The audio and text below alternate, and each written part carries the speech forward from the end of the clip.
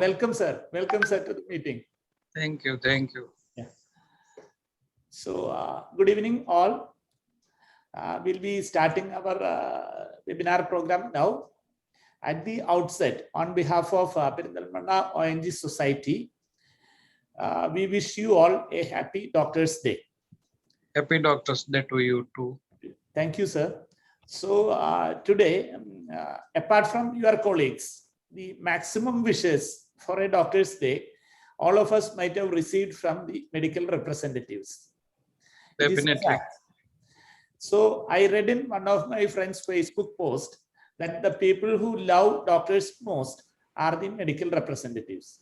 So I think that may be a true fact, isn't it? Okay.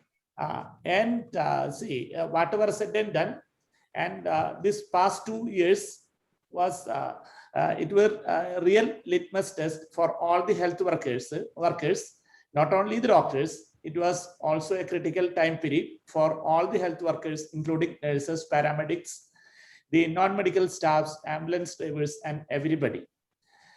Now, still we are going through this tough phase. Hope we'll have an end very soon, and we'll be able to have a safe time ahead once all the people are getting, majority got vaccinated. Oh, hoping for the best. Yeah, hoping for the best, and we hope if majority get vaccinated, we may get even escape from a third surge. On this occasion, it is not only for this, on the day of this Doctor's Day, that is July 1st, we have to be safe all throughout our professional career journey. So with this in mind, we thought about discussing a very relevant topic, which can be discussed over and over again. There will be an end for discussion whenever we have put this topic for discussion, because that many number of litigations and problems the specialists and consultants from our specialty are facing day in and out. And Kerala has witnessed a very sad verdict from the court in this regard as well in the past few weeks. All of you might have read about that. And with these few words and keeping in this mind, we thought about a very good speaker for our session, that is none other than Dr. Jitendra Sharma, who needs no introduction, but as a part of courtesy, I'll be introducing him before his session. And Dr. Facey Lewis, who is the current vice chairperson of FOXI, has agreed to deliver the Doctor's Day message, but he has to participate in the FOXI official program. He has sent his message as a recorded video, which I'll be sharing now. Okay, thank you.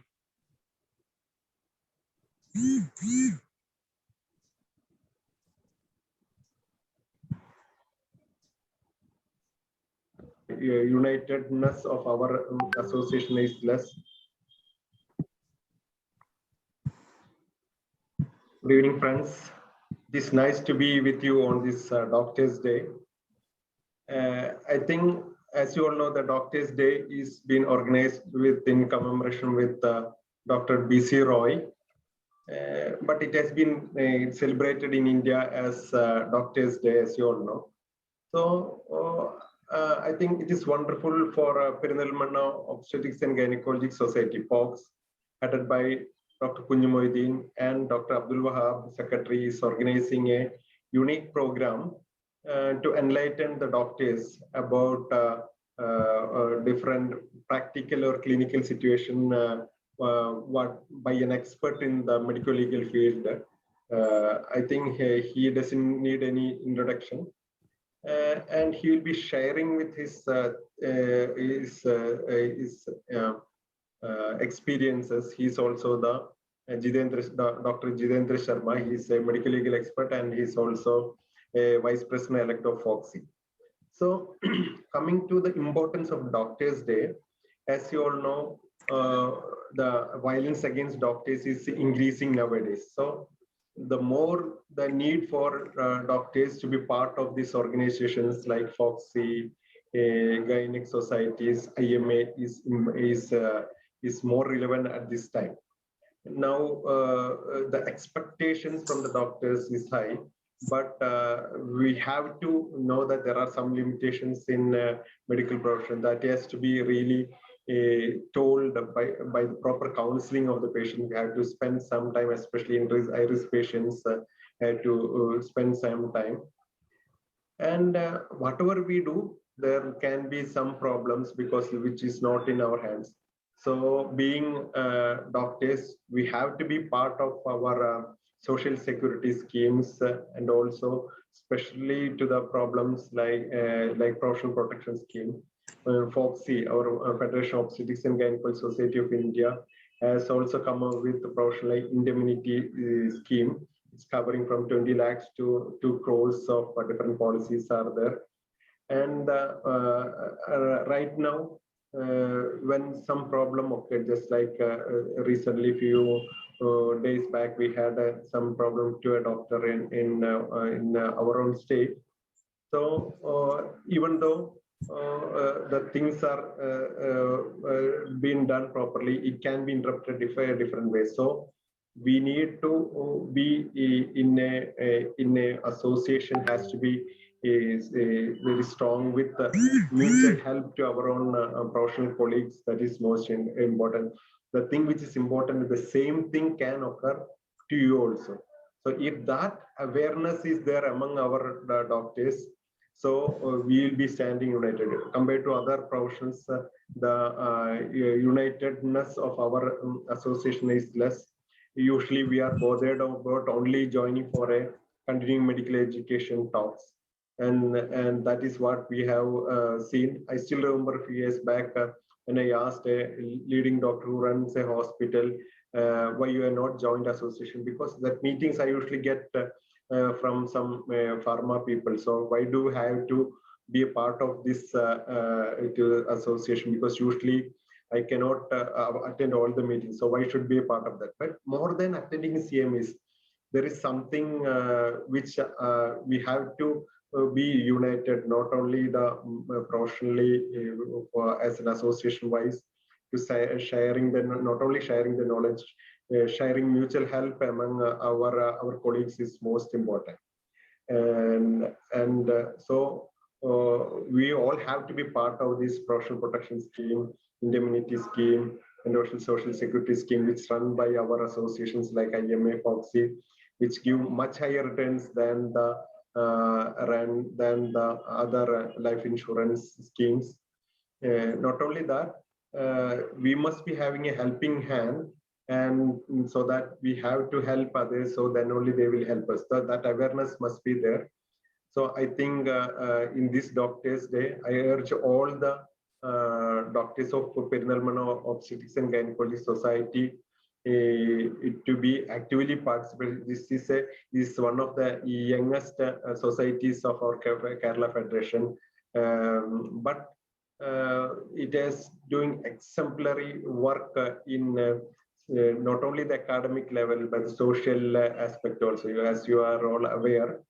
So that gives a new perspective for our association. So in this Doctors' Day, I wish all the success for this.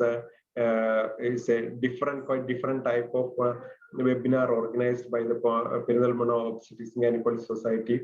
And I hope Dr. Jitendra Sharma's talk will be very useful for all of you. Wishing you all success for this webinar, and wish you all the best on this Doctors' Day. Thank you. Jai FOGSI, Jai K4G. Thank you, Dr. Fesi, for that wonderful elaboration and just explain what we are thinking about. And as he has rightly pointed out, this COVID also has opened the Pandora's box of litigations as well, in more numbers. So with these few words, I would like to introduce our chief faculty, Dr. Jitendra Sharma, to this session. And let me introduce him. Dr. Jitendra Sharma, he is a practicing gynecologist and obstetrician in Ahmedabad since 20 years. And he is also renowned medico-legal counselor, has done LLB with 15 gold medals, taught in Gujarat University of Law, and he has authored books in law in obstetrics and gynecology practice, consents in obstetrics and gynecology, and the laws a doctor must know. That's a very good book that everybody should read. And given more than 1,500 lectures all over India, and Vice President-elect of FOGSI 2022, and he will just guide us in a much different perspective and way when he takes over as the Vice President. And he was the former chairperson, Ethics and Medical Legal Committee of FOGSI in 2017 to 19, and he was the president of AOGS during the period of 2016-17, and hosted the AACOG in a very fantastic way in 2017. And he was the he was the former Joint Secretary of SOGOG during the year 2017-19. And I heard his many lectures in the past, and all those were really useful, fantastic, and really you will have a next 60 minutes of wonderful discussion, and that will be topped up with a lot of entertainment slides as well. So with these few words, I welcome and invite Dr. Githendra Sharma to this meeting and to take over the session. Over to you, Dr. Githendra Sharma. Good evening, everybody. Happy Doctor's Day to all my colleagues.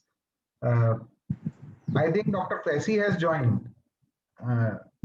Fesi, are you there? Dr. Fesi, you are there? I saw him. Okay. Yeah, I also saw him. Okay. So at the outset, sir, I would like to thank POGS, Parithin Mallan Society, if I can pronounce in a perfect way. So thank you, Dr. Kunji Mohiuddin and Dr. Wahab, for inviting me for this lecture. In start, I would like to say that this is the first meeting with POGS after my elections. Yeah. So during my election, I did one CME with specifically with POGS, and that was in the initial stage of the election. Yeah. So thank you very much for giving me wholehearted support during my election. Thank you, everybody. Whenever I deliver lecture in Kerala in any society, I always remember Dr. Paili sir, Dr. Fesi, Dr. Ashwath, now newcomers, new young blood, Dr. Subhash and Saijus. So all are my good friends, and I remember all of them. So today, we all know that we are going to discuss medical legal things. And it is fortunate that open hand was given by Dr. Kunji to me that you can share your experience of last 20 years in medical legal field. So I would like to give you a few tips. Hope I will be able to pass on a few important messages which everybody should know. So, okay. So my slides are visible? Yeah, visible. Okay. So, dear friends, a hobby is something you practice only when you feel like it. But a passion is something you practice even when you don't feel like it. So, this is my passion. And due to my passion, I did law. And it was my first experience that law has great impact on my life. And this is the first lesson I have learned in my whole life. See, when I was young, my blood was hot, and I was very much, I can say, get easily angry. And I used to fight for everything in my when I was young. But when I studied law, I came to know that what can be the consequences of fighting like this. So I became a little bit cool after getting the proper knowledge of law. So this is the importance of law. Law increases your vision, broaden your vision, and that's why everybody should know law. Law is nothing but a routine day-to-day activity. Everybody has to know the law of land, and there is no excuse for not knowing the law. So I became doctor in 1991. After MD, I became gynecologist.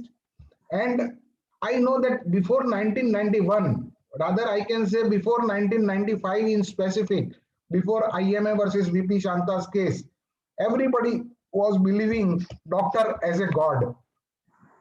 And after 1995, after the decision of this unfortunate case, that was the case of VP Shanta versus Union of India, medical profession was brought under purview of CPA. And after this, the new talk is of producer and consumer. So he who pays the piper calls the tune. That is the new concept now. So patient, when they pay, they will decide what kind of treatment they want to take. So that is a new trend.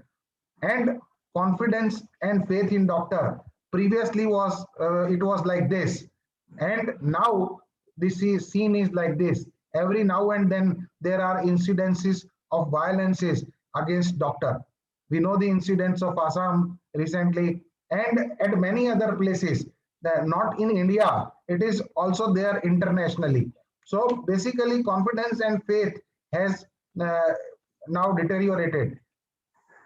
Medical litigations are increasing day by day. Not only that, but the amount of compensation is also increased day by different courts. In 1998, the decision of V. Chandrasekhar against the Apollo Hospital Chennai, against the Apollo Hospital Chennai, in that 19 lakhs rupees compensation was given. But in 2009, that amount rose to 1 crore in the case of Prashant Dhananka against Nizam Institute of Medical Sciences.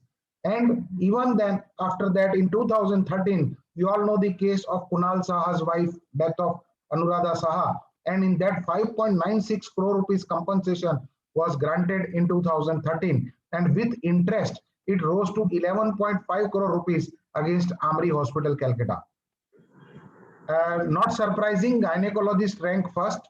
Maybe because we are treating two patients at a time, mother as well as fetus, and we are into treating the physiological condition rather than pathological condition, in which the chances of complication complication are never acceptable by the people, because they consider that you are dealing with the physiological condition and still you are doing complication. Ignorance of law is no excuse, as you all know, and that's why prevention is always better than cure. During my practice of last 20 years, I found that 40% of the litigations against doctor are due to rude and inhuman behavior by the doctor or their staff member with the patient and with the relatives of the patient. So we can avoid this 40% litigation. We have to be polite and calm while dealing with the patient, and that can avoid 40% of litigations. Another 30 to 40% cases are filed only because there is criticism by our colleague. So basically somebody who has taken treatment at one place, if goes to another place, they will advise something else. And by looking to your document, they will give such expression that it will be conveyed to the relatives of the patient that something wrong has been done by the previous doctor. And that lead to complaint against doctor. We all know the expert opinion given by some doctor against Dr. Kala, the recently decided case in Kerala, and that led to court to give 1 year imprisonment, although there is no negligence at all. So basically, we will discuss that case also later on. But in 40% litigation, doctor is behind doctor, and this needs a great thinking. So whatever community, caste or creed or community you belong to, whether you are gynecologist, whether you are ortho or you are surgeon, so whatever community you belong to, but you should live properly and you should avoid doing these kind of things. So this requires a deep thought from today. If we all today on Doctors' Day decide not to criticize our colleague, then we can avoid 40% litigation against our fraternity members. We have to live like this. And poor communication again is one of the reasons. See, most of the violence is against doctor, The reason is poor communication, because the condition of the patient is not being properly communicated by the patient, maybe because of lack of time, maybe because of lack of staff members. So poor communication is one of the reason which invite problem. Misrepresentation sometimes leads to litigation. High fee and poor care. Say nowadays people are expecting care as if they are taking in corporate hospital. And doctors who are practicing individually, they are also practicing as individual doctor, but they try to take charges like corporate hospital, where the facilities are of different kind. So if you have to charge according to your facilities and not beyond that, and whenever there is any complication, disability or death, it is never acceptable by anybody nowadays. Everybody thinks that if somebody dies only due to the negligence of doctor, and that kind of mentality is there nowadays. And that's why if there is complication, if there is disability, if there is death, you must apprehend that you are going to be prosecuted under some kind of law. It may be civil law, it may be consumer law, it may be criminal law, it may be case filed in a state medical council or national medical council. Somebody may file case in Human Rights Commission, Women Rights Commission. Somebody may file case in the Chief Minister's office or Prime Minister's office. And now under new Clinical Establishment Act, somebody may file case even at CMO's office. And everywhere there are different inquiries simultaneously going on. And it is very difficult to answer each and everybody simultaneously. So we have to answer the same thing at 10 to 15 different fora. And that becomes very difficult for a single doctor. And that creates issues. So we have to be careful in that. Now I am sharing my experience, what I have experienced in my last 18 years of practice. See, my experience is that doctors are very much careless. I have seen that most of the doctors, after losing the case, always come to us and they say that, sir, I did everything to the patient. I did the best of the treatment, but still I lost the case. But the problem is that doctor, after giving the case papers to the lawyer, never ever do follow-up of the same. So they don't do follow-up of their own cases. Sometimes lawyers do not produce documents in the court of law at all in defense of doctor. And due to that may be due to unknown reasons. We cannot comment on that what may be the reason. But due to not producing the document, due to non-presence of doctor in the court of law, the court gives ex parte judgment. And this is the case of example of that. See, Jaipal Reddy versus Padmini Velluri, that was the case against Yashoda Group of Hospital, Hyderabad. And in that case, doctor didn't even bother to appear in National Commission. And the judgment was given ex parte by the court of law on presumptions. And what was the presumption? That the fill in the gaps which are there in the consent form, which are not filled by the doctors. So it was presumed that the doctor who has no time to fill in the gaps in consent form, how can we presume that that doctor has explained everything to the patient? And it was presumed that doctor did not inform patient about the operation that was hysterectomy done for endometriosis, and that's why case was decided against doctor. So we have done a great detailed analysis on the cases which have gone against the doctor or hospital under CPA, and it revealed that in many cases of compensation was only awarded because doctor did not put forward their defense vigorously. So we have to defend ourselves. If somebody is complaining against us, then it is our duty to defend, and not defending our own case. It is a greater negligence even than the medical negligence. So we cannot be negligent because this leads to wrong precedents. See the recent judgment, we all know the judgment of Vinod Khanna versus RG Stone Hospital, Delhi. In that case, it was said by National Commission that the pre-printed common uniform consent forms are not is considered as high-handedness and arbitrariness on the part of doctor, and that is considered as unfair trade practice. And 10 lakhs rupees compensation or punishment is granted against RG Stone Hospital to be submitted to legal aid.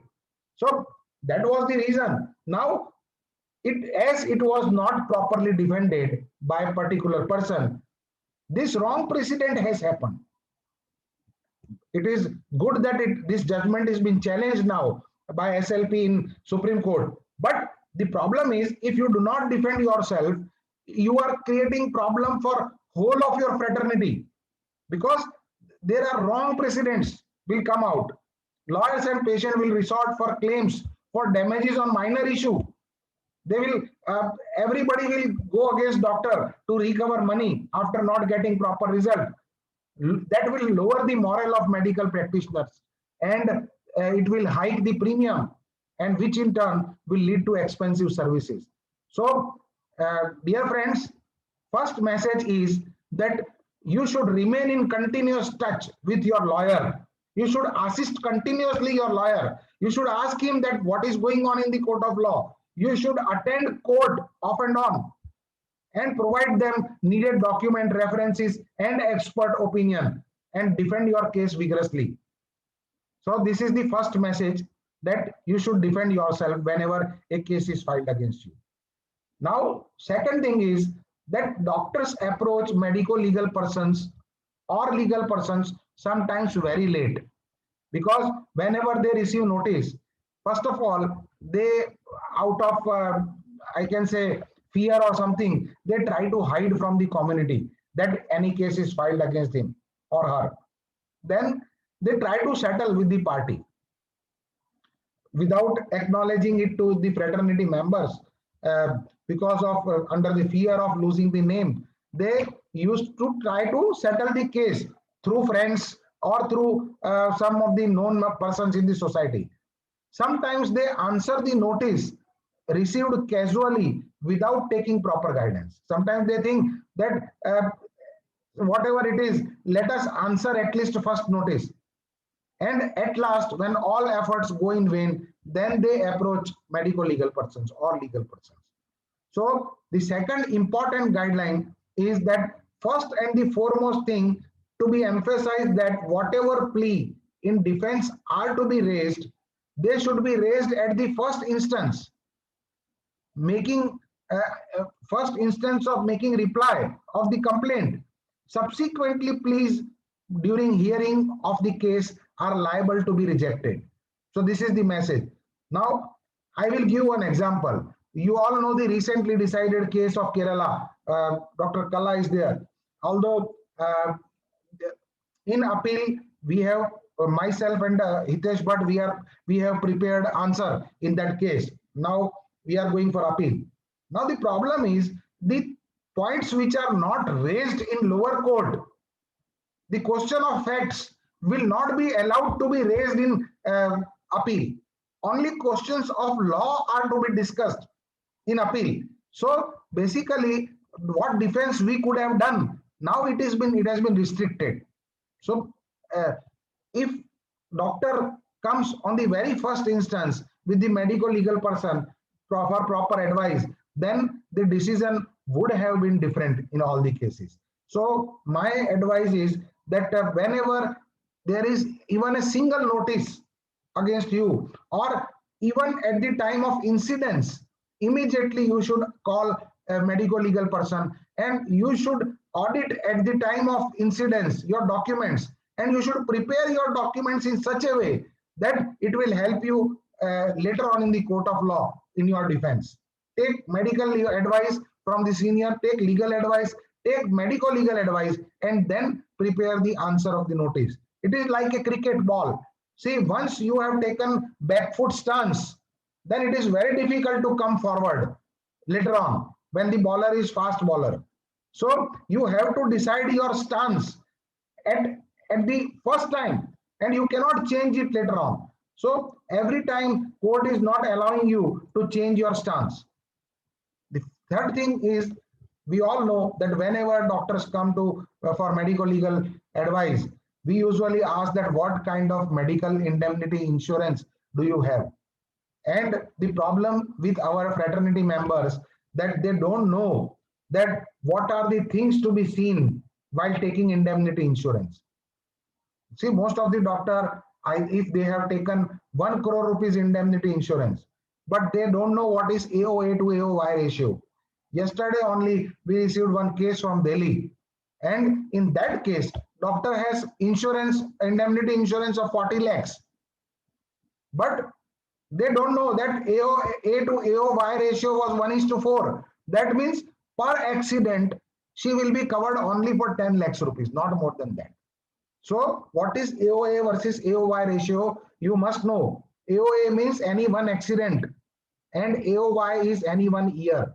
So if you are covered for 1 crore rupees in a year, you have to take 1:1 ratio indemnity insurance, so that even if there is a single incidence in your hospital, you will be covered for 1 crore rupees. But if you will take 1:4 ratio, then only 25 lakhs rupees will be covered by the indemnity insurance company. So this must be known. Now, again, in the same case, what happened, you must know at the time of taking insurance that what kind of policy you are taking. See, there are many new private insurance company have come up, and they don't know, you don't know that whether your policy is event-based policy or claim-based policy.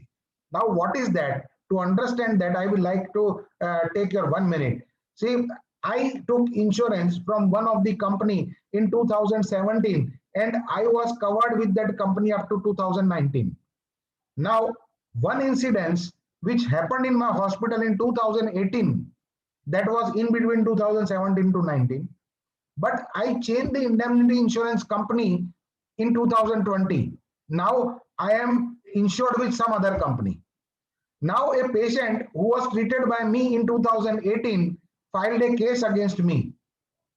Now the company with which I am insured now is refusing that you were not with us in 2018.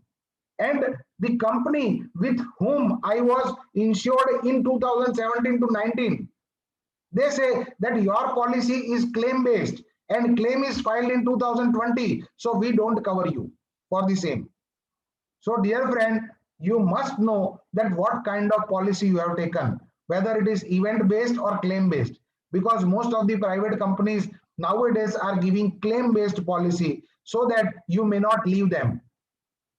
So that is the issue. So these things we must know. Most of the doctors falls in wrong hand. There are many people, even doctors doing professional practice, charging very high, who do not know basics of law.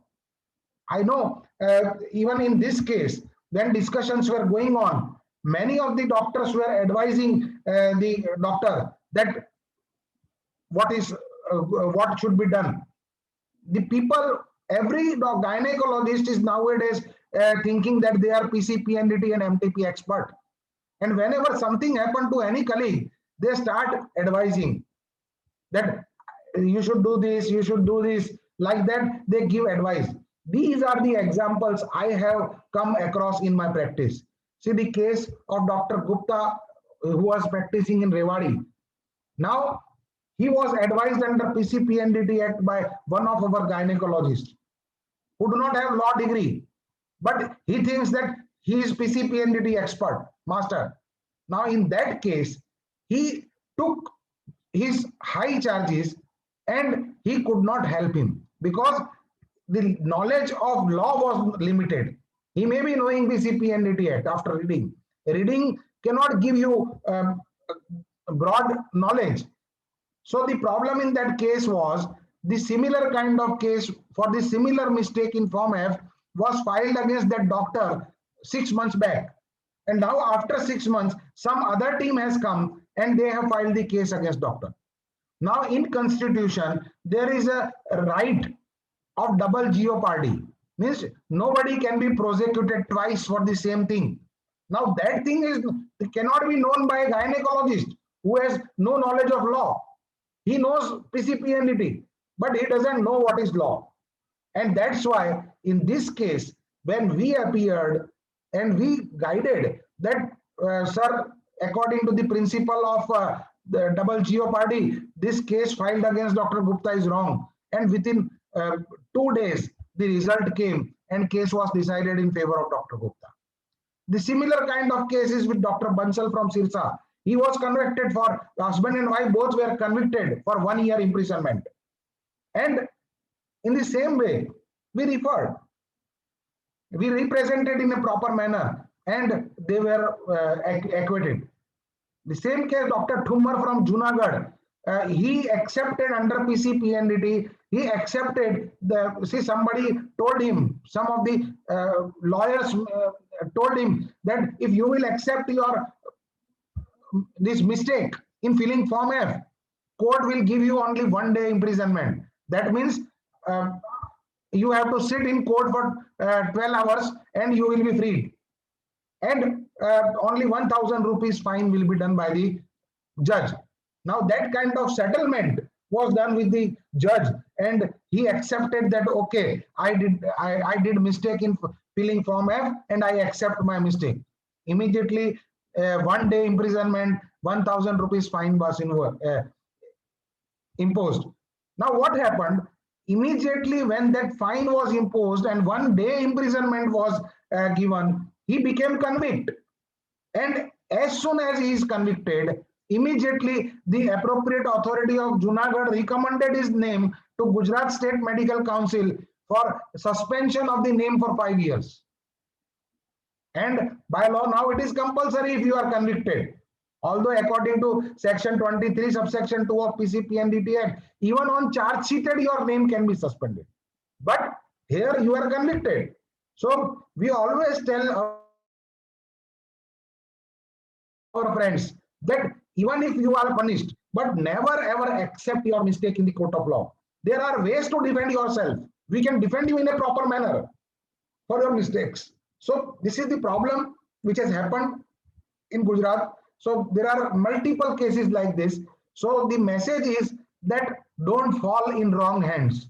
You should know that who is the proper person from whom you should be guided. Again, we all know that medical legal audit is nowadays getting importance day by day because all the cases are decided through documents. Document is the only evidence or only weapon in our hand to protect ourselves in the court of law. And we all know that our doctor friends, they are not keeping OPD case records with them. Always everybody asks us that should we keep OPD record? Answer is yes. See, whether it is OPD record, whether it is indoor record, the purpose of keeping record or document is to defend yourself. If you have record, then you will be able to defend yourself in the court of law. If you do not have any record, then you won't be able to defend yourself in the court of law. Now the choice is yours. Whether it is written somewhere in some law, that is apart. But you have to keep OPD case record as well as IPD case record for your defense. See, one of the great judge, Justice Bhagwati, in one of the cases told that courts are not the courts of justice. They are courts of evidences. And only evidence in our hand in medical practice is our document. So court only see the evidences and looking to the evidences means document. They will decide that what you have done or what you have not done. So something which is not written in your document, it will be presumed by the court that it is not done. And we do so many mistakes in documentation. It is said that good documentation is good defense, poor document is poor defense, and no documentation is no defense at all in the court of law. We all know the great judgments which I have quoted, in which Kunal Shah's judgment, in which the compensation awarded against Amri Hospital was more than 11.6 crore rupees with interest. In that case, the case was decided mainly on documentation. Actually, in that case, patient remained admitted in Amri Hospital for 6 days, but patient remained admitted in Breach Candy Hospital for 11 days. The documentation of Breach Candy Hospital was 400 pages document and maintained by Dr. Udwadia in detail, in which every smallest thing was written. that Dr. Kunal Saha, who is a surgeon, husband of patient Dr. Anuradha Saha, is interfering in the treatment. He is misbehaving with the staff. He is forcing doctor to start some kind of treatment. So if doctor feels it should be given, then only it will be given. So like that, multiple things he had mentioned in the case paper. And when he mentioned it properly, he was saved. Bridge Candy Hospital was saved. But Amri Hospital, where patient was admitted for 6 days, they had only total 32 pages record. And out of 32 relevant pages were only 7. And through that 7 pages, nothing came out that whether patient was kept for TEN in isolation or not, what kind of doses of steroid were given or not. There were discrepancies in nursing record, in doctor's record. Many doctors visiting doctors have not put their notes in the case paper. So these all things went against doctor and hospital. And that's why the judgment was given against Amri Hospital. So basically record makes difference. In Soni Verma case against Apollo Hospital, Delhi, in that case also, it was found that doctor tried to alter the record. It was presumed by the court after seeing the record that the tracings of fetal monitoring were altered. So doctor tried to alter the record. And in that case, 1 crore rupees compensation was granted. And in specific in judgment, it was mentioned that for trying to alter the record, 10 lakhs rupees more is to be submitted by the hospital. In Jaipal Reddy's case, as I had mentioned, that the blanks in the consent form were left unfilled, and it was considered presumed that doctor has not explained anything, and compensation of 20 lakhs rupees was granted. Illegible documents difficult to decipher will be considered that you have not done the treatment. It was a case recently we have come across a judgment in Chandigarh State Commission, Punjab State Commission. In that case, doctor explained or written everything in the case paper, but it was not in chronology. Okay, now what is chronology? Chronology means your registration form should be first, admission consent should be first, then chief complaint, then history, then examination, then provisional diagnosis, then investigation, final diagnosis, plan of treatment, then consents, counselings, then pre-operative orders, pre-operative anesthetic, physician and all checkups, then per-operative anesthetic and operative notes. Now, in that case, in judgment, they have mentioned that doctor had not put proper headings on the operative notes. Doctor has not examined the patient regularly. Although every finding is written in the case paper, but still, as they were not legible, it was considered that doctor did not see the patient at all for 8 hours in the hospital in antenatal period while in labor. And it was decided that 35 lakhs rupees compensation was granted against doctor. That was the case of Ludhiana. So recently decided by the court, although we have challenged it in National Commission, but importance of documentation is such. I will go a little bit detailed. Kunji, you can stop me whenever my time is over.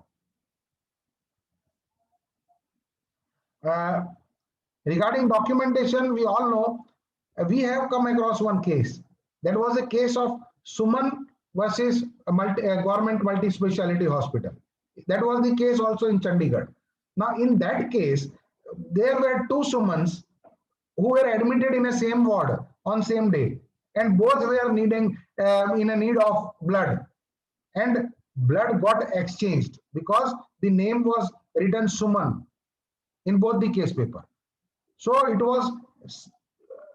it went against the hospital, decided against the hospital, and it was said that you should write complete name of the patient in detail. So there will be less chances of duplication of the same name. So name, husband's name with surname. So in that way you should write. It is said that when you write history in your case paper, history you must document negative history of major diseases like diabetes, mellitus, hypertension. And in most of the cases, we print it in our case and we put dash against it. Now, if you put dash, it will be presumed by the court that you have not asked. to the patient. But if you will write no, that means you have asked, but patient has said that there is no history of diabetes mellitus and hypertension. And if patient gives the wrong history, then patient will be responsible for contributory negligence and you will be saved. So that is important. In one of the case in Calcutta, in 2013 September, we came across that a doctor who was doing infertility practice, he started treating one patient in March 2013.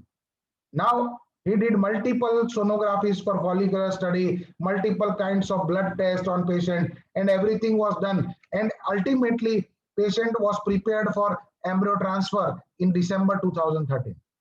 Now in December 2013, when patient was taken on table and doctor tried to do embryo transfer, at that time when he tried to negotiate the cervix, there was bleeding. So he postponed the embryo transfer procedure and he took the biopsy. Now the report of biopsy came and it was CA cervix. When MRI was done, it was 2B stage 2B of CA cervix. Now patient complained against doctor, filed a case against doctor that this doctor has never done per speculum examination before this December. I was taking treatment since March to December, but the basic investigation, which is per speculum examination, was never done by the doctor. So doctor told me that, sir, patient refused, but it was nowhere documented. So basically the message is that you all must do basic test, basic examination of a patient. It is a habit of all the gynecologists or who are doing infertility practice or maybe in other practice. They directly do TVS examination nowadays. They avoid doing per speculum and PV examination, considering that patient will not like it. See, it is not the question of liking. If you don't do something, you document it. If patient refuses, that patient refuses. For refusal, patient will be responsible. But it is your duty to do basic investigation or basic examination. There is no excuse for the same. It is our habit that we are writing PS NAD, PV NAD. That kind of writing is not allowed in the court of law. The reason is that court said that you have to write in detail the report. So the recent judgment of Rishabh Sharma against one of the hospital, Maharaja Agrasen Hospital in Delhi. In that case, 65 lakhs rupees compensation was granted. And what was the case? The case was of ROP, that is retinopathy of prematurity. And in that case, doctor wrote in the case that I did fundoscopy and my findings are NAD, means no abnormality detected. Now court presumed that there is nothing like NAD. When you are writing NAD, that means you have not done test at all. If you have done the test, then you must write in detail that after dilating pupil, by using particular kind of ophthalmoscope, by doing particular test, we have seen for the vasculature at the periphery and what was the condition of vasculature. So suppose in PS you write NAD, it will be presumed by court of law that you have not done PS, per speculum examination. You have to write that cervix is normal, healthy, or vagina is healthy, no discharge. If you are writing PV, NAD is not allowed. You have to write uterus anteverted, normal size form, mobile fornix is clear, tenderness is there or not. So everything is to be written. So when you write your report, it should be in detail.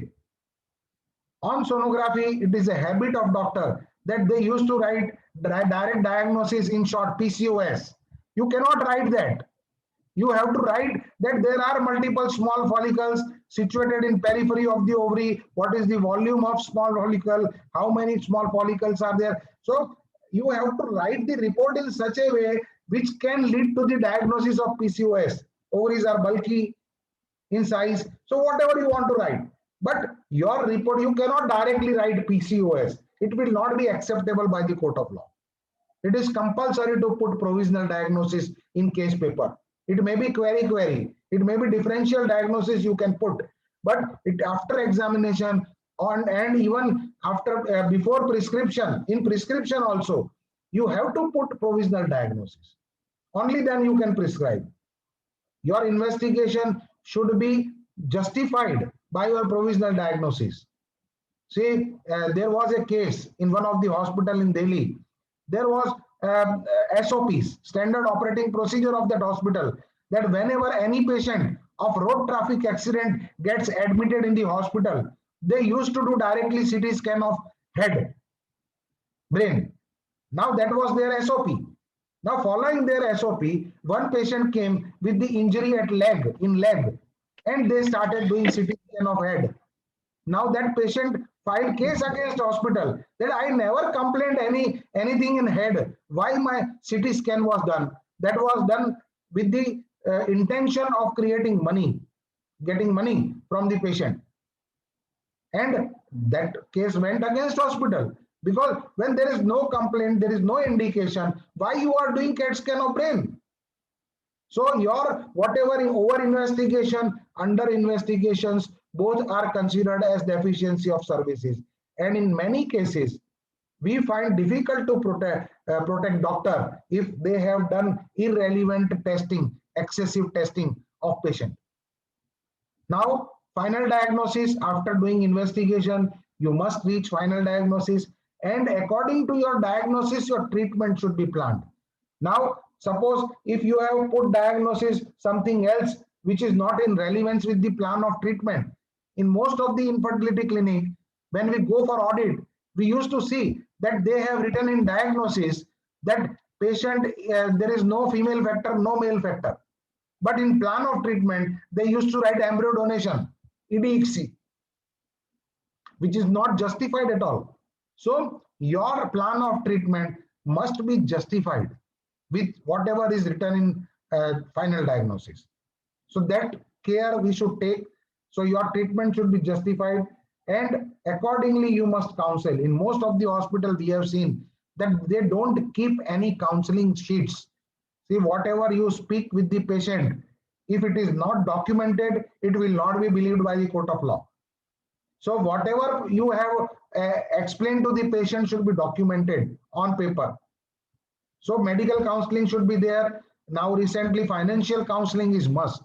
So every patient, before taking it for any kind of treatment, you have to explain to the patient that what kind of financial burden will be there on you.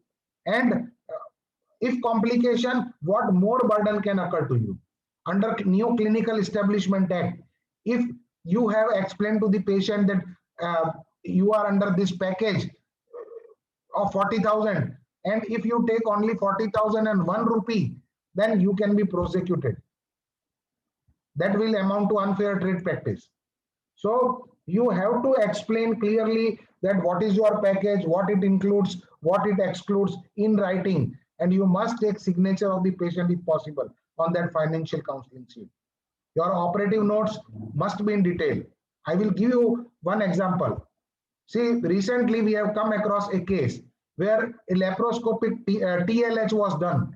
Total laparoscopic hysterectomy was done by one doctor. Now, in that case, doctor injured right-sided ureter. It was diagnosed post-operatively 5th day. And ultimately, with different kinds of treatment were given, and later on patient succumbed. Now, in that case, when doctor was called in the court of law, doctor took the defense with the help of lawyer that, sir, there were adhesions on right side of uterus, and adhesions were such that uterine artery and ureter were very near. And when I tried to separate uterine artery from ureter, there may be some injury. It might have happened. Now, what court said that your operative note has not mentioned that there were adhesions on right side. So when you have not mentioned it in your operative note, how can we believe that now you are giving proper excuse or whatever you are telling is true? So basically, your operative note must be in detail. It will help you in taking defense later on. So whatever has happened inside, it should be in power of finding, you must explain.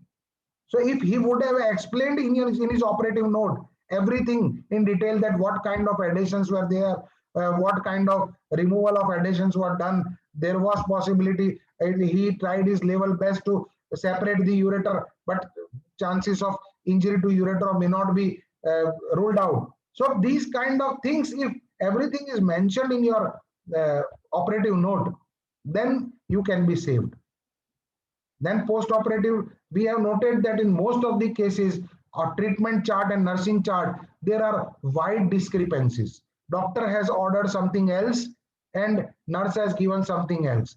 Time discrepancy, date discrepancies, these are all the common problems which we do. Chronology of paper is given importance nowadays in many of the decisions.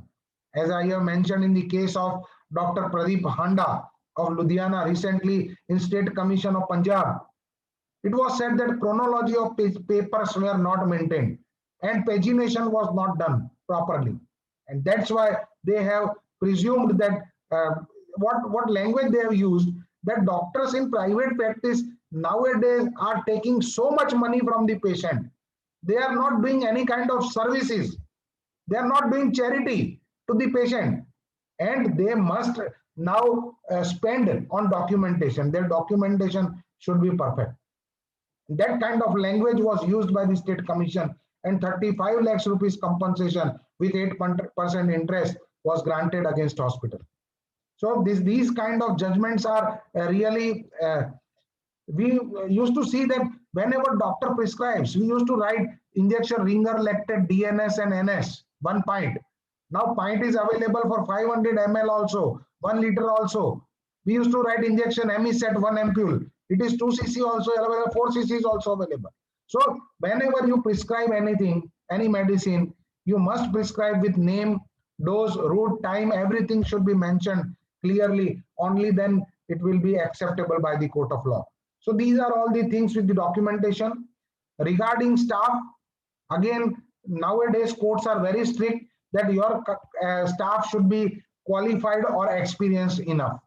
So you must, as far as possible, appoint skilled staff. Otherwise, if there is any medical legal problem or legal issues, then you will be held in problem. Now, how expert make difference? Medical legal expert makes difference. I always quote one case of Karnataka. In one case, there was a case of hysteroscopy, and while doing hysteroscopy at a center in periphery, patient died on table. Now, in that case, the case was defended by one of the lawyer, and 5 questions were asked. First question, that what you were doing? The answer of lawyer was, sir, we were doing hysteroscopy. Why patient died? Answer was, patient died of pulmonary embolism. The third question came, that what is the, is it a known complication? Answer was, yes, sir. Pulmonary embolism is a known complication written in this textbook, and he showed the textbook references. Fourth question, then what is the treatment? Again, he put up the textbook. He showed that, sir, we have to put patient on positive pressure ventilation because there is pulmonary edema, and this is the treatment that patient is to be kept on ventilator. The fifth question came, that before starting hysteroscopy, did you keep ventilator ready? Answer was no. And 3 lakhs rupees compensation was immediately granted against doctor. Now, in the same case in appeal, it was answered differently by medical legal expert. We appeared in that case, and we answered in a different way. The way was that, sir, what happened? Sir, we were doing hysteroscopy, patient died of pulmonary embolism. Now, third question came, is it a known complication? We answered in a different way. Sir, it is a known complication, but it is a very rare complication. We added a few things, that in normal delivery, in all delivery, there are chances of amniotic fluid embolism. That doesn't mean that we cannot deliver a patient without keeping ventilator ready. And nowadays, office hysteroscopes are available. Hysteroscopy is done in OPD procedure. It is an OPD procedure. We can't keep everywhere ventilator ready, even in OPD. So that kind of representation made difference, and doctor was acquitted. So always medical legal expert make difference, and we always tell our colleague that take indemnity insurance from the company who allows you simultaneously taking advice from the legal lawyer as well as from the medical legal expert. You can take advice of both. There are loopholes in Act. I am not going into detail. Even the new draft of MTP Act, PCPNDT Act, multiple ART draft bills. Everywhere there are loopholes. And as there are loopholes, government or courts and patients are taking advantage of that. And it is very difficult sometimes to protect our colleagues. Judiciary also has problems we have faced in many cases. It is said that advocates who have no knowledge of medicine present the cases of doctor. Recently, I had an experience. I was there in Gujarat High Court. I was sitting in chamber of one of judges. I will name the judge, Dr. Sonia Gokani. And what happened, you know, when I was sitting in the audience, hearing cases going on. So one case of one doctor from Danduka was going on, discussions were going on. And he represented, his lawyer represented the case. So madam, to the madam, this is a case of PPH. Now, madam asked that lawyer, what is the meaning of PPH? So that lawyer got puzzled. Madam, PPH. Now, madam had laptop on her table. Now she started searching in laptop. And when she started searching laptop, she said, oh, okay. PPH means primary pulmonary hypertension, no? This is a case of primary pulmonary hypertension. Now I was sitting there in the audience and I got puzzled. So I stood up and I told madam, no, this is not the case of primary pulmonary hypertension. This is a case of postpartum hemorrhage. So this is the problem with our judiciary. Now madam said that how you come to know? So I said that I am a gynecologist and I know everything of this case. So she told me to remain present in the court for 1 hour and help court to demystify all these kind of terminology, which court don't know. So the problem in India is that the lawyer who represent your case do not know medical science at all. The judges who are giving decisions, they don't know medicine at all. And nowadays, a new thing has appeared that even they don't give much importance to expert opinion. They are not applying Boehm's test. Now they have started applying Bolitho's test. And what is Bolitho's test? They said that even expert opinion may not be accepted by the court of law if court does not believe into it. So this is the problem. And that's why we always emphasize on the need of medical legal tribunals, same like income tax tribunal or the labor tribunal or railway tribunal or telephone tribunal, because the masters of that particular science becomes judge or sitting member in that particular court who can decide the case in a better way. So these are all the problems in our practice. Many Supreme Court decisions in favor of doctor have come in past, but in practice they are not properly implemented and nothing has been done against that.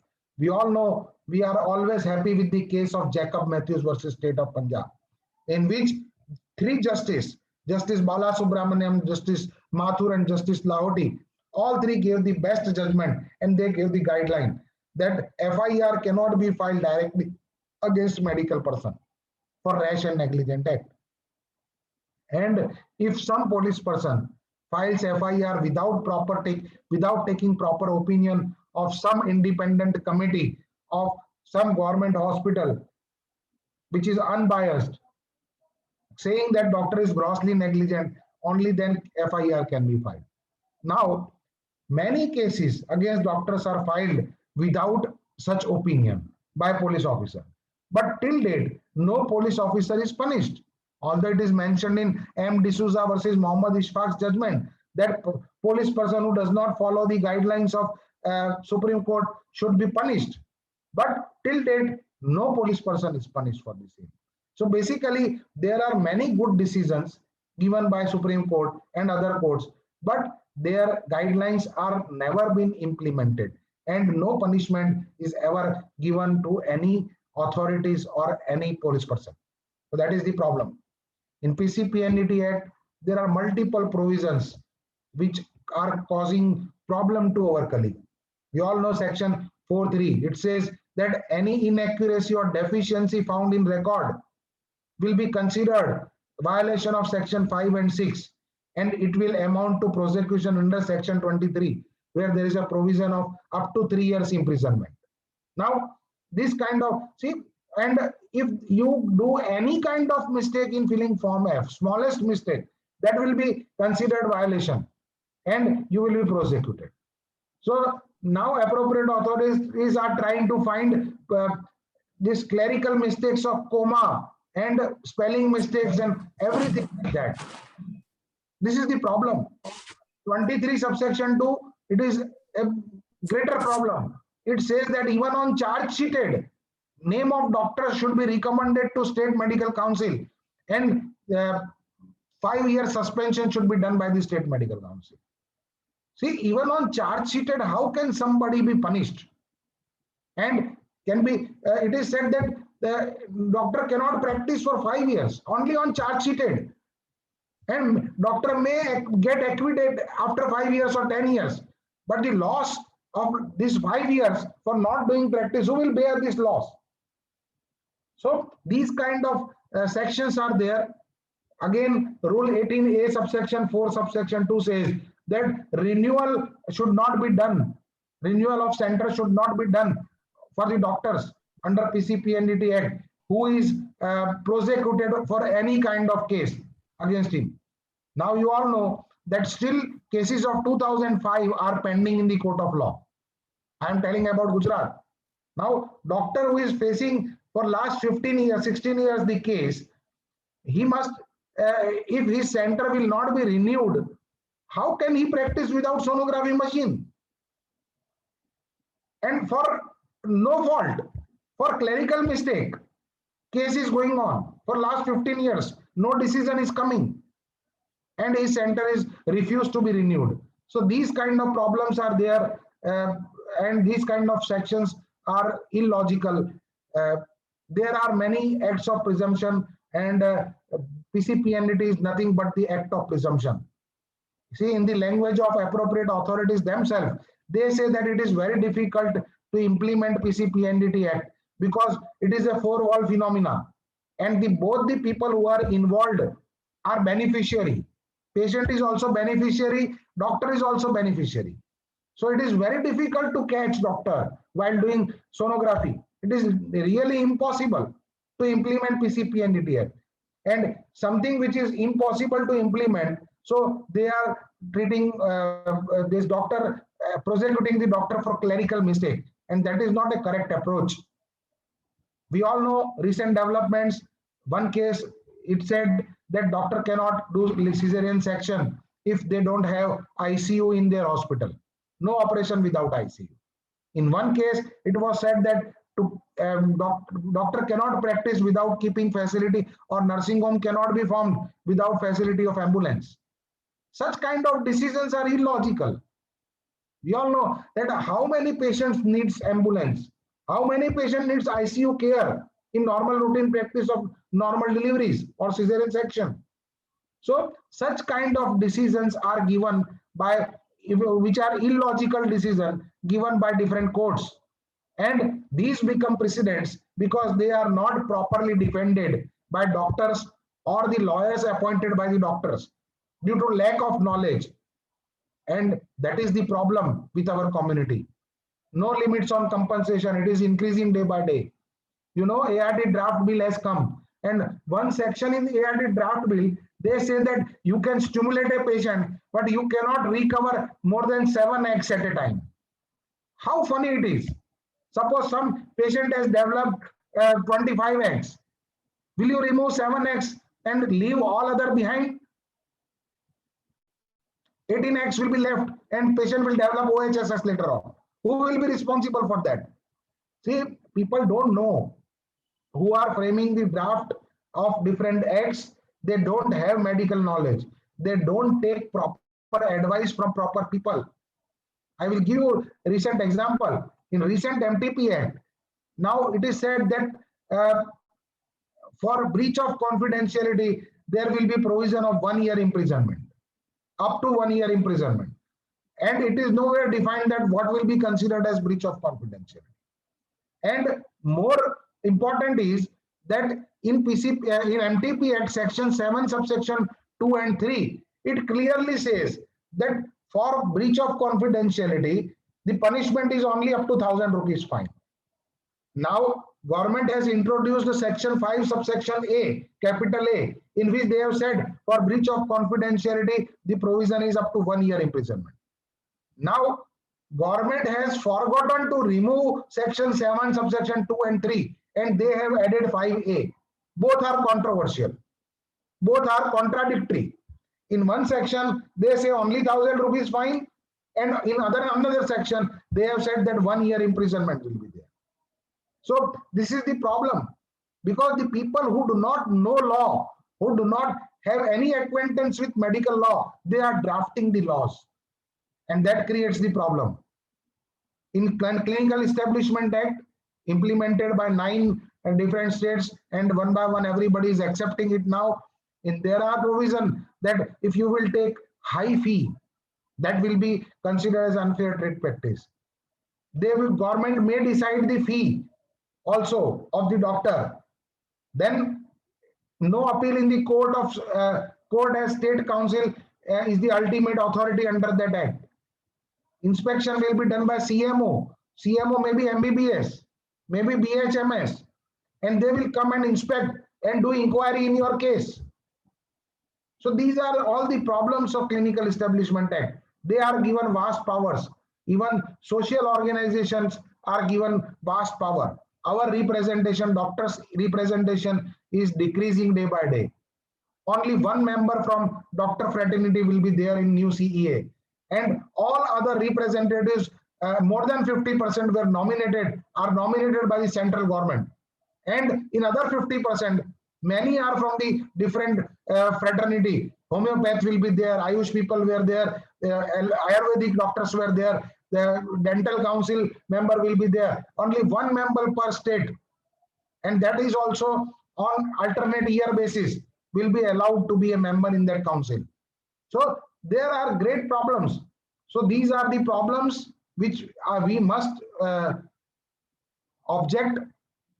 Doctors and hospitals are treated as commercial persons everywhere, but they are not allowed to advertise. See, you are considered that you are doing commercial thing. You have to take commercial license for your premises. You have to register, give commercial charges for for electricity, for drainage, for water supply, everything. We are paying commercial charges, but as if we are doing business. We are treated like that, but we are not allowed to advertise. Corporates are allowed to advertise, but single doctor who is practicing is not allowed to advertise. So this is a double criteria. The days are not far when administrators and legal people will decide what treatment is to be done in which case. Because and if we want to survive, then we have to be united. If you want to save yourself, this kind of unity is must. Only then you will be saved from the whales like a legal person, courts, or politicians, or many other people who are doing many things against doctors. So you have to be united to protect yourself. Union is the strength. So on Doctors' Day, I will like to urge my dear friends that you must be united. This picture I always like. This picture represents the exact situation of today. See, these are the people who are on the safe side. These people here, there is a hole in. It is said that thank God the hole is not on our end. Now, what is the problem? When the problem comes for infertility people, then Foxy or other organizations say, see, ISAR will handle it, Instar will handle it. When problem will come for laparoscopy people, then they will say IAG will handle it. They are not united at all. So the problem is that we have to be united and we have to help each other. Only then we can survive. Otherwise, if we will think in this way that thank God that hole is not in our end, and if we will not help our colleague, then it will be very difficult to survive, and ultimately all will sink one day. So dear friends, I am surprised that in the heat of 50°. These are all doctors enjoying their life. So doctors is a creature who enjoy their life even in all difficulties like this. So they make their own life and they enjoy their own life. So this is the situation that doctors are not uniting. Unity is the strength. We all know we are in minority, but even if we are in minority, if we will be gathered, then we will be together, then only we will be heard. Otherwise, nobody will hear you. You all know the advocates, they are united, and no government ever tries to touch them. No law can be passed against advocates.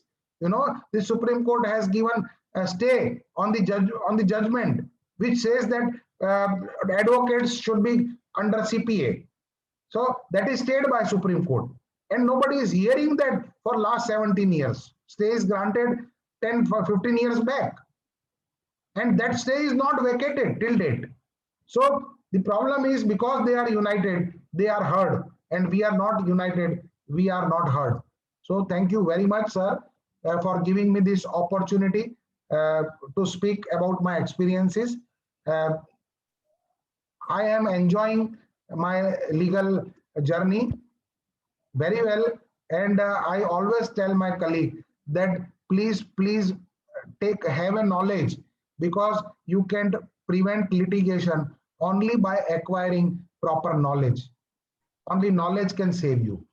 So dear friends, have a good knowledge of medical legal things and laws. There is no excuse that I didn't know law. Ignorance of law is no excuse. So we are into preventive medical legal practice, and we tell you that please have a knowledge of law, and only knowledge can save you. Thank you very much. Thank you, sir, for that wonderful session. And everyone has really enjoyed your journey through your experiences. Now, actually, we have collected few questions before the webinar, and we have few questions in the chat box as well. Yes. We will take one by one, the relevant one. Here, there is a question. Once repairing CPT, complete perineal tear, needle was broken. One second. Needle was broken, and that broken tip was located by imaging, but unable to remove till date. Okay. How to follow up this case if patient will go to the court in future? Okay. Sir, one must understand, complication per se is not a negligence. So if needle has broken, that is an accident. So what is your role? Your role that you have noticed that needle has broken. You have tried to locate it. Now, after locating, you have tried to remove it. So you have to document it properly, and you have to explain it to the patient that even the firearm remains in body for whole life, nothing happens. So you have to explain patient, you have to inform patient the reality, you have to document it, you have to inform, put it in your case paper that this has happened. And there is no negligence at all if somebody sue you. So don't worry for that. The problem is that if you will try to hide the things, and if something will be noticed by some other person, then it will create problem. So you have to be genuine in your case paper. And another question is, can we video record the counseling session and store it? Will it be easier rather than writing, or Yes. can it replace writing? Definitely, counseling session can be replaced by video recording. But whenever you will put that video record in the court as an evidence, then you will have to take certificate from FSL first to put it as an evidence in the court of law that it is not, you have not tried to alter or edited that particular counseling recorded session. And definitely you can do it. Many corporate hospitals nowadays doing counseling session in serious patient. Whenever they have counseling group, which is recorded by putting CCTV, and whenever they counsel, the number of relatives sits So everything is recorded by them, and it can definitely be done. No problem in that. Okay, sir. And if a police come and ask for patient's record, for example, in case of MTP, are we entitled to submit to police person? Yes. Very nice. See, one thing should be clear in our mind. See, in MTP Act, it is written that only in 2 cases you can breach the confidentiality or divulge the name of the patient. One, when patient herself asks for certificate, then you can write the name of the patient and give certificate so that she can avail 15 days leave from the office or like that. And second, whenever something is demanded by the court of by the authority of law. Now we must interpret what is authority of law. Authority of law means it is a court, and police is an instrument of authority of law. Police has all the authorities to search and seizure of all kinds of record with the court order. So suppose an FIR is filed against you and court is searching everything through police. So investigation is always done by police. So police is an investigating agency of authority of law. So whenever something is demanded by the police in writing, you have to give it. You cannot refuse. And burden of keeping the confidentiality of the patient will be shifted on the head of police. So don't worry for that. So to police, you can definitely give the record. But be careful. Sometimes some police constable comes and without giving anything in writing or anything, any paper in writing to you, they demand give me the record of that patient. So don't give to every constable. You should ask them to give in writing that for that particular investigation under this particular section of CRPC, they are doing investigation and they are demanding paper of the patient.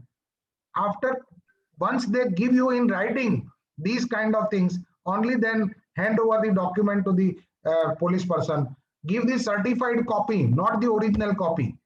And all certified means every page which you hand over to the police person should be stamped and should be signed by the authorized person of your hospital. And it should be paginated so that you should know that how many pages were handed over, and take the acknowledgement receipt from the police person that these many pages are handed over to you. Okay. And another question is post-surgery pulmonary embolism and death after total laparoscopic hysterectomy for a low-risk case not started on heparin. Yes. Can it be considered as negligence? Sir, I have multiple times told this thing that complication per se is not negligence. Now, what is negligence? I will tell you. See, if you have not explained to the patient in your consent that pulmonary embolism is one of the complications. Okay, so your consent should be exhaustive whenever you operate. So you have to write everything in your consent, that what counseling was done. You must explain even the, whenever you explain, you may not explain the remote complication as per Supreme Court guideline. But when you put it on paper, your list must be exhaustive. So every possible complication should be written in your consent. Second thing, that how to represent it in the court of law is different. See, why we lose the case in the court of law? See, problem is when pulmonary court will not see that complication has happened and that's why doctor is negligent. But what court will see that once pulmonary embolism has happened, whether you have diagnosed it in time or not, whether proper treatment was given by doctor or not, whether all the facilities to treat such patient in emergency were available in the hospital or not, whether anesthetist was there or not. So these things court will see. Recently, in one of the cases of one of the Dr. Manisha Agarwal in Ghaziabad, it was decided against her in state commission.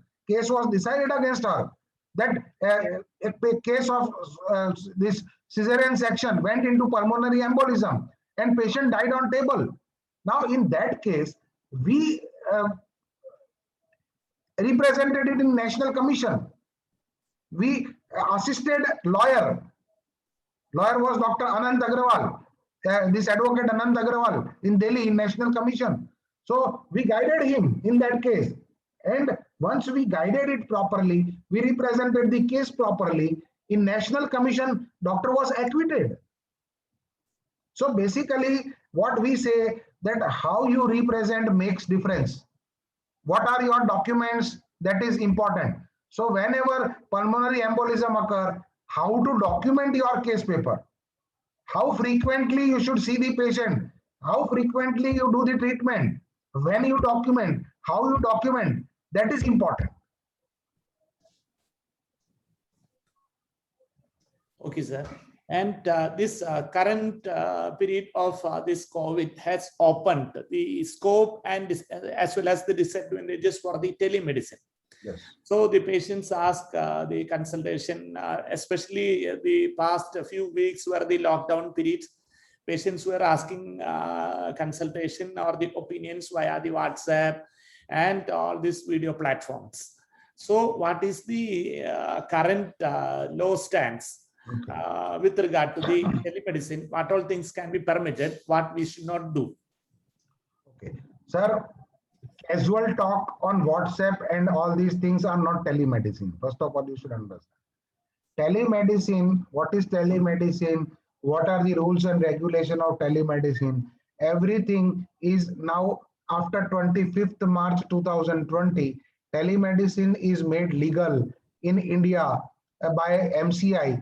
They have added section 3.8.1 in Indian Medical Council Code of Conduct, Etiquette and Ethics, and Index 5 mentions everything that what should be done in telemedicine. Now, telemedicine means it is same thing what you are doing in your consultation. Nothing is different. And every responsibility will be there on your head for treating the patient.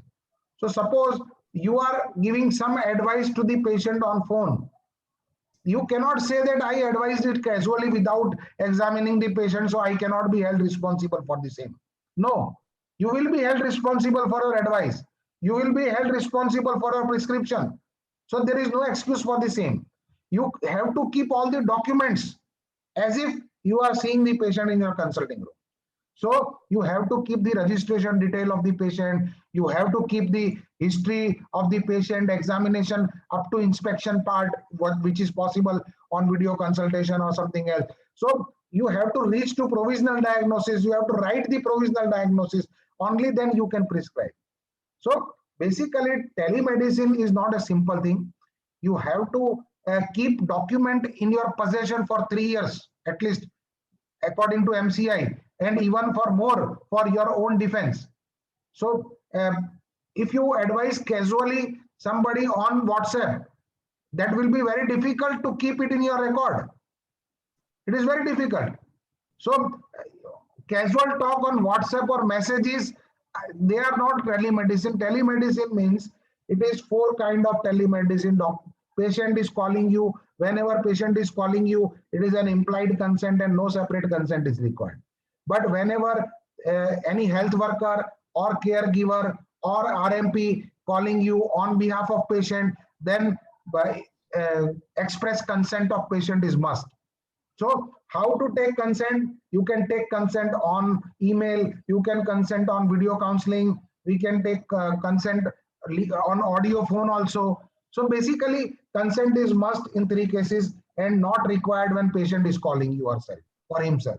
So all the things, I cannot teach everything in 5 minutes regarding telemedicine because it is a big thing and we have to discuss it. We can keep one session on telemedicine and we can discuss everything. There are O, A, B and prohibited 4 groups of drugs. They have mentioned that O means over-the-counter available medicine which you can prescribe even on audio or video or consult or any kind of consultation. A group you can only give on video consultation. That is different kind of medicines which you can prescribe only on inspection, ointment or drops or something, lotion or like that. For cough, all the medicines which patient is now continuously taking after doing first in-person consultation. So this you can carry on the same treatment that is in group A. In group B, add-on medicines are there. And prohibited group means any medicine which fall in group this Schedule X of Drug and Cosmetic Act, or which falls in NDPS Act, that is Narcotic Drug and Psychotropic Substance Act. So any drug which falls in these two categories is prohibited to be prescribed in telemedicine. So there are guidelines in telemedicine which we can discuss whenever somebody needs. And now it is a time, many of the hospitals and the doctors, they themselves in their private practice are going by way of doing their practice with the help of softwares. So the paperless practice, paperless HIS, hospital information systems and softwares. So up to what level we can go ahead with this paperless thing? Sir, you can, what all things are supposed to have? Yes, Yeah. yes, sir. Under Indian Medical Council Code of Conduct, Etiquette and Ethics, in one of the sections, they have categorically mentioned in 1.3.4 that one should now start keeping record electronical. Electronical record should be preferred. Why? Because it is easy to retrieve. Yeah. So if you will go to the shop of even tailor nowadays, tailor will, after, if you will give the phone number, mobile number, they will say, oh sir, you came 3 years back. Now you have increased, put up 5 kgs. Your this back is now 4 inches more. So now these people are also keeping record. Even you will go in mall, if you will give your mobile number, they will say, sir, why you didn't come for last 4 years? Anything was wrong? So like that, everybody keeps record, and it is very easy to retrieve record electronically. Now, when you keep your record electronically, you have to be very much careful. The reason is that there is no excuse for you that, sir, something happened and my this computer crashed and all records gone. So you have to ensure your data. You have to store your data at 2 different places for safety. You have to put antivirus system in your computer, and your program should be such which cannot be altered. So suppose if you have put some software and today in that software there is no system which can detect that what alteration was done by the doctor on the later date. So you can do anything in that software. So that is not, that kind of software is not allowed. So the software which cannot be altered will only be accepted in the court of law. And moreover, in a few laws, there is a provision that you have to keep hard copies. I will give an example. Section 9, subsection 7 of PCPNDT Act. It says that you have to keep everything in hard copy. You cannot say that print is there in my sonography machine. No, that is not allowed. You have to take out the print. You have to sign, authorized person should sign the report every evening. So when something is there written in a particular act which mandates you to keep the hard copy, then you have to keep the hard copy.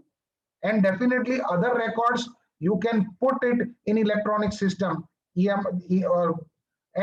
but it should be in a particular format which cannot be altered. If altered, then it should be visible that what was written previously, what was altered, by whom it was altered, or at what time it was altered, on which date it was altered. Everything should be available. Every information should be available in your system. And can the consents be signed electronically? Sir, there are only one thing. See, digital signature, which is issued by Government of India, okay, is only valid signature electronically. Electronically, no other signature is valid. So if somebody is sending you signing consent paper on mail or on WhatsApp or on some other way, it is not allowed. Okay. So if somebody is sending consent, then it should be notarized consent. That means notary specifies that in my presence, he has signed the consent paper. Otherwise, it cannot be believed. And another question is it a must to give pictures or videos following laparoscopic surgeries? Sir, there is clear-cut understanding. We all must understand it. What is document? Document, if you know the definition of document, it is given in Indian Penal Code also, it is given in Indian Evidence Act also. Document means anything which can be produced in court of law as an evidence in a particular case. Now, whether to hand over pictures or videos or not, that is our prerogative. But if you want that picture to be put as an evidence in the court of law, then you have to give it to patient. If you want to put videography in the court of law as an evidence to protect yourself, then the copy of that video must be given to the patient. Otherwise, if you don't give copy to the opposite complainant, then that particular document will not be allowed to put as an evidence in the court of law by the court. So simple answer is, whatever you want to produce in the court of law as an evidence, you have to provide the copy of the same to the complainant.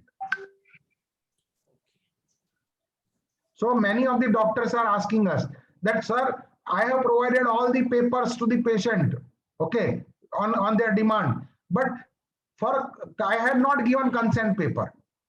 In one of the case this happened. This is reality. Now, when that patient put that record of papers in the court of law, and later on they said that, sir, my operation was done without consent. So hospital said, no, sir, we took the consent. This is consent paper.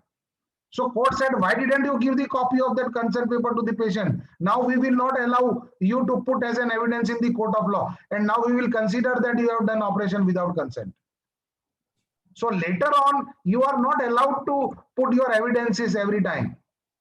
So that's why we always say that whatever evidences you want to put in the court of law, it should be put at a first instance. Later on, court may not allow you to add the evidences. So if you want to give this video cassettes or photograph as an evidence in the court of law in your defense, then you have to give it to the patient. You cannot refuse. Okay, and many are asking about what is the the choice of books to read to understand the medical legal laws. Sir, I will give you one example. Leave apart Dr. Gitendra Sharma and Dr. Hitesh Bhatt. Other than two, I know at least 1,500 postgraduate doctors who have done LLB.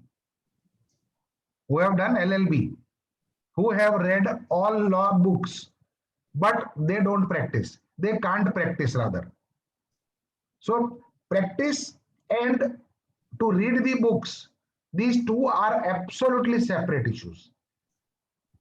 So theoretical knowledge and how to implement it practically, these are two absolutely, see, every advocate has learned the law, but nobody becomes Ram Jethmalani or Kapil Sibal or Arun Jaitley. Okay, so this is an art. See, sometimes some doctor may not be theoretically too much sound, but practically he does a very good non-descent vaginal hysterectomy or some other operation. So theory and practical are two different things. So to get the, see, till today, we know in PCPNDT Act there are 34 sections. In PCPNDT rules there are 19 sections. Okay, we know everything, every single word. But still, if we read PCPNDT Act, we find something new every time. So basically, you have to develop your logic, you have to discuss, you to increase your knowledge, and this will make you a good lawyer.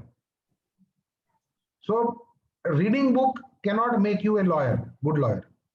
Yeah, it's a real wonderful piece of advice. And now the time is up.